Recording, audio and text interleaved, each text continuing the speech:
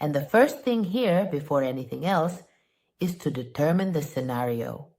That is to say, before questioning whether someone might be missing me, I need to question if I have taken the necessary steps for this to happen. And above all, if I have realistic expectations about when this is going to happen. I tell you that, as a general rule, for the person to start missing you, it doesn't happen when you want it to. You want it, especially if you make an explicit closure. That is, you communicate to this person that you are no longer going to be there, or that you are fed up, or that you want to live your life, or that it's over, or that please don't bother you, and so on.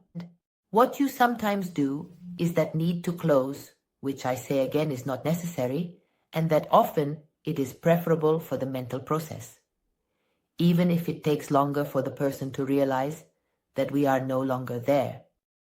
Playing with that curiosity of not understanding whether we are there or not, what has happened or not, works more in our favor. But well, sometimes we need closure, and then at that moment, you expect a reaction. And it's normal for you to expect it. And I understand that you expect it, and emotionally it's very hard. And at that moment, you experience it with great intensity, and you are taking it very seriously, expecting that person to react. But I have to understand that if I am leaving a place where the other person doesn't want the same thing as I do at that moment, or is not valuing me, they are not going to react. Many times they might not even take me seriously, because other times I've distanced myself, or simply because today they truly don't want the same thing. Because, having always received it, they don't know what it's like to be without it. And for them to see what it's like to be without it, time has to pass. Time has to pass. I tell you, I'm going to go a little further. The scenario in which the person starts to miss us is when we truly start to come to terms with the idea that we are capable, or that we will be capable of moving forward without that person. I tell you that as long as you have your focus of attention still very much on the other person, as I've often talked about energetically, the other person perceives you. In some way they feel you. You are present, not necessarily in messages or things. So it's very complicated when you are still in a moment where you are seeing this with a lot of intensity, because also when you make the decision to leave, unless it's because something has greatly disappointed you, has deeply hurt you, and truly given you that click to say, but what am I doing, right? Then it's different. But if you have reached that point of distancing yourself because you are exhausted, or you do it with the hope that this person will react, you do it so that they finally start to value you. At the beginning, your farewell, your feeling of losing what you had, whatever it was with the person, makes that feeling of loss lead you to value this person, that it hurts you more than ever. I want to have the focus, you will have it. You will have this person more present than ever. But then how do I do it? Patience. Accepting that this is how it is, that it is the natural process. That is to say, I do this with my best intention. I understand why I do it. I know why I am taking the step, but I have to know that indeed, at the beginning, things are not going to be as I want. Because having realistic expectations also helps us endure. That is to say, at the beginning, this person will not react, will not do what opens their eyes. At the beginning, we are going to feel even sadder. We will want not to think about the person, and we will have them present more than ever and probably be there all day with the constant thoughts. Well, I know it's part of a process, but I'm not going to stay like this. And also no longer waiting for news. No longer being nervous about what can I do to, right? All of that after some time will help me relax. And when I relax in that nervousness, right? There, little by little, if I take the right steps, focusing on myself, I will gradually manage to shift my attention. But this will take me some time. So it's about understanding that this won't be something quick, it won't be instantaneous, and I won't be able to see the results within the time frame I would like.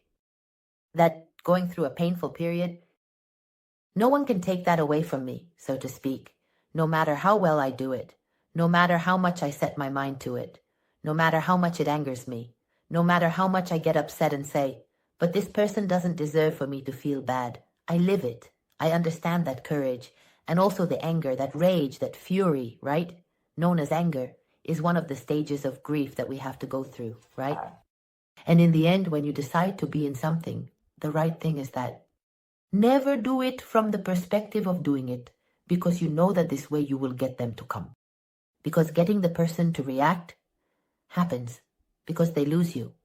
And for them to lose you, you have to go through that grief. You have to go through those stages because you need to create that environment where you are truly capable of withdrawing your energy. And to truly withdraw your energy, you have to already embrace the idea of a future without that person and take it seriously.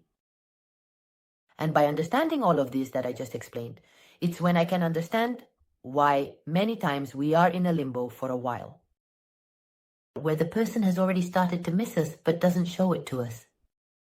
And it is precisely in these cases where we find ourselves in a situation where, for a long time, we have allowed someone to belittle us, to not value us for our unconditional dedication. For the sake of, I don't get anything in return, but I keep giving to you. You don't seek me out, but I keep seeking you. You snub me, but I keep giving you the best of me, right? And this prolongs over time. Why? When a situation is not so imbalanced, or when we are more or less on equal footing, if I withdraw at that point, before they belittle me, I will indeed cause the other person to miss me sooner, and I will get a quicker reaction. Why? For two reasons.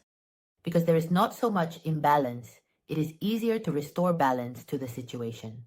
And because the other person still has the certainty that there is interest on my part. The problem when someone has belittled us for a long time is that it takes quite a while for them to realize what our loss means to them. Because it takes time to experience the loss, to believe it, and to want to acknowledge it themselves. One of the problems is that when I have belittled someone for a long time, I convince myself, I don't care. I don't care. But when the person doesn't come, doesn't look for me, time passes. I might start to miss them. No, I don't care about this person. I don't like to acknowledge it to myself. Why? Because I have felt so above the person, so in power, that it makes me angry to believe that now it's affecting me. And then I deny it to myself. For a while, I deny it to myself. But if I keep missing them, if I keep longing for them, there comes a point where I can't deny it to myself. What happens? That there I realize that enough time has passed for this person to possibly no longer be interested. Then comes the doubt of thinking, well, maybe now I should contact this person. And I end up getting disappointed. And of course, our ego plays a role there too. It's like, I'm not going to allow myself to be rejected by someone I've been rejecting all this time and whom I feel superior to. And if we're dealing with someone who is somewhat proud, then the battle here is significant. The dilemma is substantial. So it's most common for a person who starts to miss us after denying it, after realizing that they do, to enter a phase where they try to figure out what's happening. They want to know if we've met someone else or why we're no longer there. It doesn't surprise them either. They start to doubt whether they know us, questioning the image they had of us. All that doubt is very favorable because it's in that doubt where respect is often reestablished, which they had lost along with respect for us. A bit of mystery returns again. This helps to reestablish attraction once more. Action. So, it's most common for us to start noticing that the other person develops a desire to find out more. How do we notice it? Well, social networks are very revealing in this regard. That is, the person who wasn't checking anything spends a month and a half, 2 months, and starts viewing our statuses. Or they weren't following us anymore, and suddenly we receive a friend request. Or if we have mutual friends, they tell us that coincidentally this person is asking questions, what's happening? That doesn't always reach us. Why? Because it's also very common nowadays for someone who doesn't want you to notice to create a fake profile. Or the person who just checks without you seeing that they're there, right? Similarly, if they want to view your WhatsApp statuses, they disable the read receipt or don't have it activated. Or they They check your social media, but don't look at statuses. Only view your photos, your posts. That is to say, there are times when this person will be missing you. And indeed, even though it's very annoying, you won't be aware of it. Unfortunately, that's how it is. Your greatest evidence, or rather your greatest certainty, even if you don't believe it, the thermometer is within you. I can tell you that the better you start to feel, that is, when you begin to notice that you've regained your energy and are dedicating it to yourself, you feel better, you will start to notice it physically, as you will. Start to look better again, because it will be easier for you to take care of yourself. You will sleep better again, eat better. And as I say, regaining your energy, because stress and putting your energy into someone else is very draining, so you are exhausted physically, emotionally, and in how you relate to others. So when you regain your energy, you regain vitality, you regain joy. So when you start to have this, and it is accompanied a bit by what is known today as a glow up, right? Which is often nothing more than starting to care for yourself again, right? You wake up one morning and realize that this time, instead of putting on the first thing you grab because that person won't see you, you put a little care into how you dress, how you match your clothes, bringing back attention and excitement. You have a plan that excites you, you have this and that. When you start to feel that way, I tell you that in most cases, when you've been, especially for a long time, thinking you had nothing to do in the situation of someone who belittled you and you were draining yourself energetically, when you regain your energy and feel like this, in most cases you manage to make the other person miss you in itself. And you'll notice something there that I call it's like there's a moment when you're not thinking so much about the person. Suddenly you might get the thought that brings you information about that person. That's it. And you're left like, what's happening? What's happening? That you're not used to receiving energy from the other person. Because your relationship was based on an energetic connection where only you were always providing. So when suddenly you stop providing, you let time pass. And that person sometimes even enters the phase of curiosity, questioning what might be happening, why you're not there. That energy reaches you, and since you're not used to receiving it because you've spent a long time not receiving it, it's quite noticeable. What happens? The thing is not to be attentive, because if you are attentive, you can't identify this because it's your mind trying to receive energy from... No, it's about the opposite. You simply evade it. But if it has happened to you, that suddenly you noticed you were feeling better, that you were like that, more focused on yourself, and at a moment when you truly had your mind on something else, you encountered a strange sensation, as if it isn't yours, as if it doesn't belong to you, a curious emotion, or a type of information. That is like feeling that speaks about you in someone else's mind. As if someone is questioning, like, oh, I feel that this person is wondering what's going on with me. Or I feel that this person is missing me. Or I feel that this person has seen something of mine, and seeing something of mine has caused them a feeling of discomfort or intense emotion. Can we feel it? It's not that you're going crazy. It's not your paranoia. The most normal thing is that you have perceived that energy from the other person.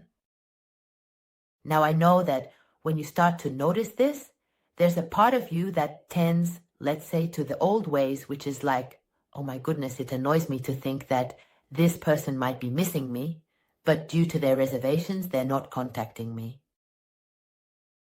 What if I make an approach?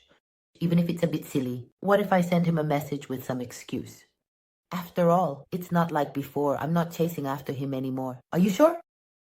It's not exactly doing this, going back, exactly to how it was before, where once again you have to be the one who takes on the role of chasing after. Why?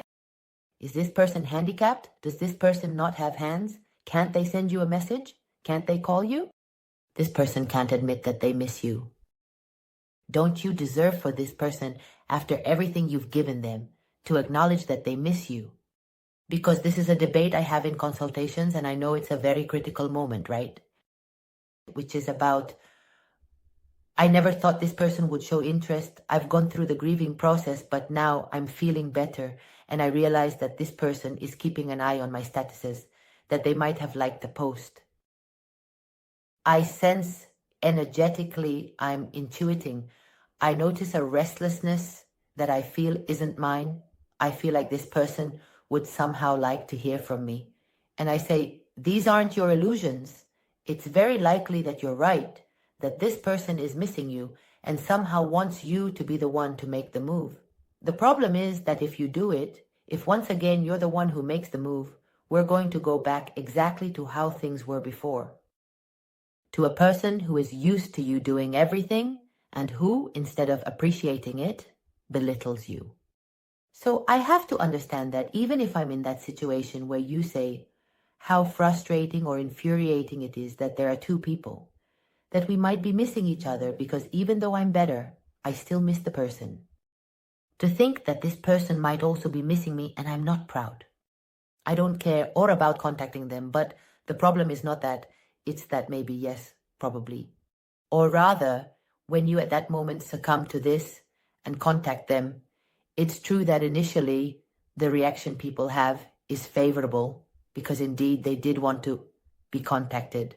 And you notice differences, right? It's like when I left this person, Amanda, this person would take 5 hours to reply to me and would give me responses that didn't invite conversation. And now this time has passed and I contact her.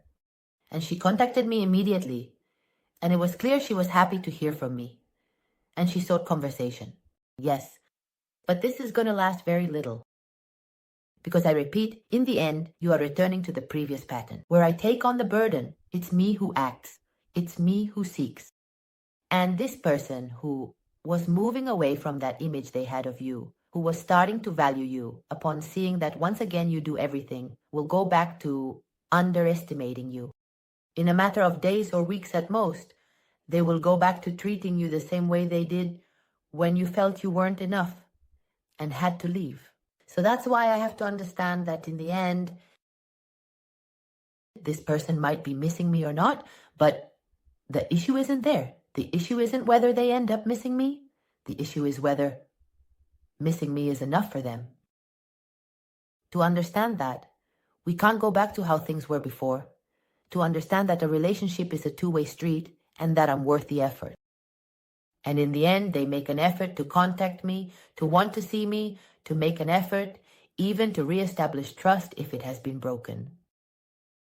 That is to say, either I'm worth it to them or I'm not.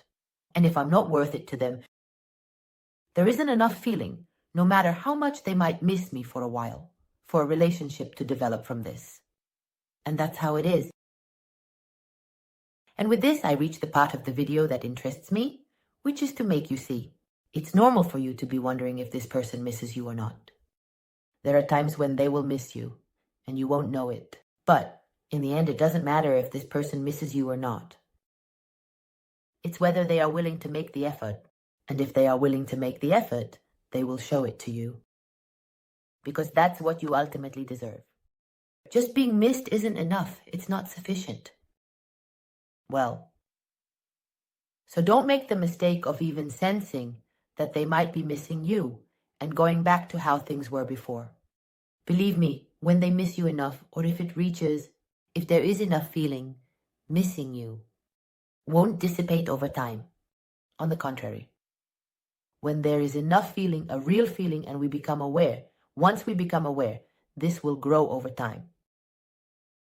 And there will come a time when the person won't be able to avoid contacting and seeking you out. Truly. Even the most proud person will seek you out and contact you. Seriously. Well, I hope this video is helpful to you and that you liked it. If so, and you haven't subscribed to the channel yet, I invite you to do so and hit the bell because I would love for us to see each other again very soon. And until then, as always, I send you a big kiss.